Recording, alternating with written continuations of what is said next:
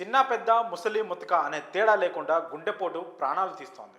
చిన్న వయసులోనే గుండె సంబంధిత సమస్యలతో ప్రాణాలు కోల్పోతుండడం ఆందోళన కలిగిస్తోంది. తాజాగా 4 ఏళ్ల చిన్నారి హార్ట్ స్ట్రోక్తో ప్రాణాలు కోల్పోయింది.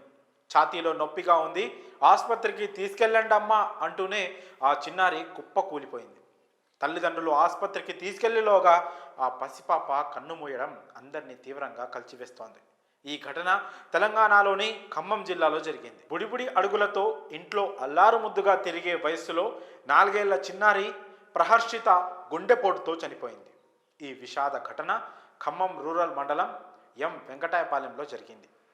కళ్ళ ముందు ముద్దు ముద్దుగా మాట్లాడుతూ ఆడుతూ గెంతిలేస్తూ ప్రహర్షిత ఉన్నట్టుండి ఒక్కసారిగా కుప్పకూలింది. ముందుగా ప్రహర్షిత ఛాతీలో నొప్పి ఉందమ్మా, ఆసుపత్రికి తీసుకువెళ్ళండి అంటూ వాళ్ళ అమ్మకు చెప్పింది.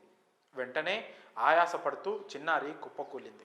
తమ గారాల పట్టి ఒక్కసారిగా కుప్పకూలడంతో ఆందోళన పడ్డ తల్లిదండ్రులు వినోద్, లావణ్య వెంటనే స్థానిక ఆర్ఎంపీ దగ్గరకు తీసుకువెళ్లారు. సిపిఆర్ ప్రయత్నం చేసినా ఫలితం లేకపోయింది. దీంతో స్పృహ తప్పి పడిపోయిన ప్రహర్షితను మెరుగైన చికిత్స కోసం ఖమ్మం ఆసుపత్రికి తరలిస్తుండగా మార్గ మధ్యలో ప్రాణాలు విడిచింది.